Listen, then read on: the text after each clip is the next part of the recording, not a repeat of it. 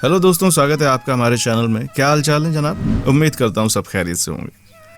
दोस्तों, आपने जैन धर्म के बारे में सुना ही होगा, लेकिन आप में से बहुत से लोग ऐसे होंगे जिन्हें इस धर्म के नाम के अलावा और कुछ नहीं पता होगा। और आप में से बहुत से लोग ऐसे होंगे जो जैन धर्म को हिंदू धर्म का एक रूप समझते होंगे। अगर हाँ, तो ऐसे सभी लोग इस वीडियो को बिना स्किप किए आखिर तक देखें, क्योंकि आज के इस वीडियो में हम आपको बताने जा रहे हैं आखिर जैन धर्म है क्या, ये कब शुरू हुआ, इसे किसने शुरू किया, वो क्या परिस्थितियां थीं जब इसकी उत्पत्ति हुई। आज की इस वीडियो में आप सब जानने वाले हैं। नए दर्शक चैनल को सब्सक्राइब कर लें। चलिए शुरू करते हैं आज का ये इन्फॉर्मेटिव वीडियो। दोस्तों, जैन धर्म केवल भारत ही नहीं बल्कि विश्व के प्रमुख धर्मों में से एक गिना जाता है। वैसे तो इसका उदय भारत में हुआ है, लेकिन इसके जितने अनुयायी भारत में रहते हैं उससे कहीं ज्यादा भारत के पड़ोसी देशों और दुनिया के अनेक हिस्सों में भी रहते हैं। ऐसा माना जाता है इसकी शुरुआत महावीर स्वामी के द्वारा हुई, लेकिन ये सच नहीं है, क्योंकि जैन धर्म की शुरुआत प्रथम तीर्थंकर भगवान श्री ऋषभ देव द्वारा हुई थी, जबकि महावीर स्वामी जैन धर्म के 24वें और आखिरी तीर्थंकर थे। दोस्तों, तीर्थंकर वो होते हैं जिन्होंने अपने जीवन में सभी ज्ञान या फिर यूं कहें कि मोक्ष को प्राप्त किया होता है। अब क्योंकि महावीर काल में इस धर्म का प्रचार और प्रसार सबसे ज्यादा हुआ, यही वजह है कि आज अधिकतर लोग भगवान महावीर को ही जैन धर्म का संस्थापक मानते हैं। भगवान महावीर जैसे जैसे मानव को मानवता का पाठ पढ़ाते गए, वैसे वैसे जैन धर्म का प्रचार होता गया। ये महावीर ही थे जिनके अथक प्रयासों और उनके द्वारा प्रवाहित ज्ञान की अविरल धाराओं से जैन धर्म का उदय हुआ। दोस्तों, आपने अहिंसा परमो धर्म का नारा तो सुना होगा। ये एक मंत्र है जो जैन धर्म से निकला है, और हिंसा न करना जैन धर्म का मूल सिद्धांत है। आपको जानकर हैरानी होगी कि इंसान और जानवर तो दूर की बात, ये धर्म आंख से ना दिखने वाले जीवों को भी मारने को सपोर्ट नहीं करता, बल्कि इसकी नज़र में ये भी एक पाप है। यही वजह कि जैन धर्म के ज्यादातर अनुयायी आलू, गाजर, मूली, प्याज, लहसुन, अदरक, अरबी जैसे और शकंदर जैसी चीज़ों तक को हाथ नहीं लगाते। वो सिर्फ इसलिए क्योंकि ये सभी चीज़ें ज़मीन के अंदर से निकलती हैं, और जैन धर्म के अनुसार ये सभी चीज़ें एक इंद्रिय जीव कहलाते हैं जिनको मारना पाप है। खैर, टॉपिक पर वापस आते हैं और जानते हैं कि अपने उदय के बाद जैन धर्म आगे कैसे पहुंचा। दोस्तों, 24वें तीर्थंकर महावीर के हाथों में आने से पहले जैन धर्म 23वें तीर्थंकर पार्श्वनाथ के हाथों से गुजरा, जिन्होंने इस धर्म को इसे नई दिशा दी। माना जाता है पार्श्वनाथ को झारखंड के समेत शिखर पर ज्ञान की प्राप्ति हुई, जिसके बाद पार्श्वनाथ ने 4 नियम दिए। इनमें चतुरायण धर्म भी इसको कहा जाता है, जिसे आप जैन धर्म का पुराना नाम कह सकते हैं। पार्श्वनाथ ने कुरीतियों से अलग हटकर ये कहा कि कभी भी हिंसा न करना, हमेशा सच बोलना, चोरी न करना और संपत्ति न रखना। पार्श्वनाथ के ये नियम सुनकर लाखों लोग उनके अनुयायी बनते गए, और इन नियमों का पालन अगले 250 वर्षों तक ऐसे होता रहा।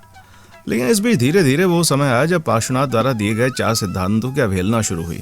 कोई किसी नियम को नहीं मानता था, कोई किसी नियम को। लोग अपनी सहूलियत के हिसाब से नियमों का पालन करते, फिर अपने द्वारा नए नियम जोड़ने लगे। ये वही दौर था जब समूचे भारत में एक बार फिर रिचुअल्स यानी रीति रिवाजों ने अपने पैर पसारने शुरू किए। ये लोग धर्म से ज्यादा अंधविश्वास में विश्वास रखने लगे, और तभी जैन धर्म के 24वें तीर्थंकर महावीर स्वामी का जन्म हुआ, जिन्हें जैन धर्म का वास्तविक संस्थापक कहा जाता है। दोस्तों, 540 ईसा पूर्व में भगवान महावीर का जन्म आज के बिहार में हुआ। इनके पिता का नाम सिद्धार्थ था और माता का नाम त्रिशला। महावीर की पत्नी का नाम यशोदा था और उनकी एक पुत्री भी हुई जिसका नाम प्रियदर्शिनी था। महावीर स्वामी का बचपन का नाम वर्धमान था, लेकिन जब इन्हें 30 वर्ष की आयु में ज्ञान की प्राप्ति हुई, तब से इनके अनुयायी इनको महावीर कहने लगे। दोस्तों, ये तो था महावीर स्वामी का सांसारिक जीवन। अब बात करते हैं इनके आध्यात्मिक जीवन की। कहा जाता है जब महावीर 30 वर्ष के हुए तभी इनके माता पिता की मृत्यु हो गई, जिसके तुरंत बाद ही महावीर ने अपने बड़े भाई नंदी वर्धन से आज्ञा से लेकर संन्यास ले लिया और जंगल चले गए। वहां 12 वर्षों कठिन तपस्या करने के बाद महावीर को रिजुपालका नदी के किनारे और साल के पेड़ के नीचे ज्ञान की प्राप्ति हुई। ये वही जगह जो आज बिहार स्थित जैन धर्म के सबसे पूजनीय स्थलों में से एक है। ज्ञान प्राप्ति के बाद महावीर अपने अनुयायियों के साथ उपदेश पर निकल गए, और इन्होंने अपना पहला उपदेश राजीगार में दिया। दोस्तों, महावीर ने अपने उपदेश में 5 नियम दिए, जो पार्श्वनाथ द्वारा दिए 4 नियमों में एक नियम की वृद्धि थी। महावीर ने एक नियम और जोड़ा और बताया कि जैन धर्म के अनुयायियों को 5वां नियम यानी ब्रह्मचर्य भी अपनाना है, और जीवन के किसी भी समय में हो सकता है। इसे अगर आप आज के परिप्रेक्ष्य में देखें तो आपको समझ आएगा, जैन ही वो इकलौता धर्म है जहाँ बूढ़े तो बूढ़े, छोटी उम्र के बच्चे भी ब्रह्मचर्य अपनाते हैं, जिसके बाद ही दुनिया के सभी मोह से बहुत दूर निकल जाते हैं। वही उपदेश है जिसे महावीर ने दिया था। केवल यही नहीं, महावीर स्वामी ने इसके अलावा कुछ अन्य टीचिंग्स भी दी हैं, जिन्हें जैन धर्म ही नहीं कई अन्य धर्म भी मानते हैं। दोस्तों, जैसे कि जैन धर्म में ईश्वर की कोई मान्यता नहीं है, यहाँ आत्मा की मान्यता है।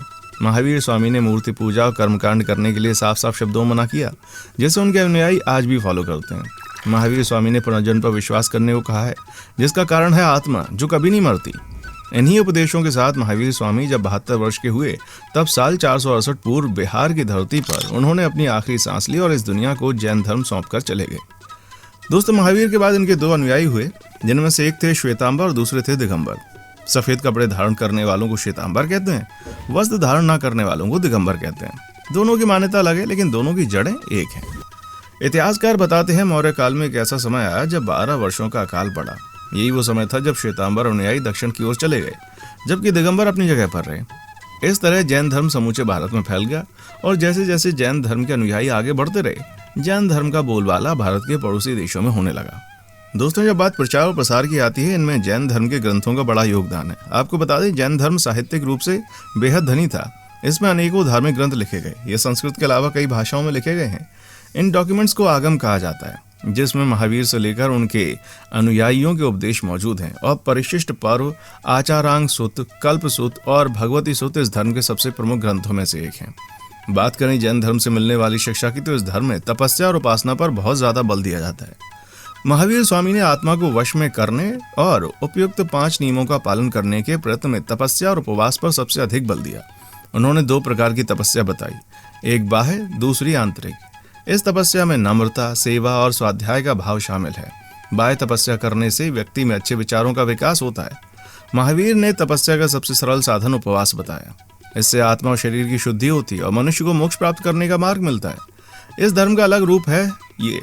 जी हाँ, जैन धर्म में 3 रत्नों पर यकीन किया जाता है। पहला है सम्यक दर्शन। इस धर्म के अनुसार तीर्थंकरों और सिद्धांतों में विश्वास करना सम्यक दर्शन है। इससे जुड़ी सत्य की अनुभूति का सही दृष्टिकोण मिलता है। दूसरा है सम्यक ज्ञान। सम्यक ज्ञान धार्मिक सिद्धांतों को पूर्णतः सही रूप में समझने को मिलता है। तीसरा है सम्यक आचरण। इसका अर्थ है उन दुष्कर्मों से मुक्ति जो हानिकारक हो और ऐसे सत्कर्म करना जो कल्याणकारी हो। दोस्तों, ये वो धर्म है जो मन को हर समय शुद्ध करता है। यही वजह है कि जैन धर्म ने अपने आचरण की शुद्धता पर बल दिया। अहिंसा, अस्तेय, अपरिग्रह, सत्य आदि 5 महाव्रतों को जीवन का आवश्यक कर्तव्य बतलाया। और ये कहना बिल्कुल भी गलत नहीं होगा कि जैन धर्म उन धर्मों में से एक है जिसकी वजह से भारतीय संस्कृति में मानवतावादी विचारधारा का प्रसार हुआ। जैन धर्म ने जाति प्रथा और ऊंच नीच के भेदभाव का हमेशा विरोध किया, सामाजिक समानता पर बल दिया। यही कारण रहा कि जैन धर्म के उदय के चलते ही हिंदू धर्म में प्रचलित जाति प्रथा के बंधन ढीले पड़े और ब्राह्मणों के प्रभुत्व में कमी आई। ये वो भी धर्म है जिसने समाज में अहिंसा और कठोर संयम का प्रसार किया। जी हाँ, अहिंसा परमो धर्म के वास्तविक जन्मदाता जैन है और इसी सिद्धांत के चलते वो भारतीय समाज का हिस्सा बन गए, जैसे आज और हम देख रहे हैं।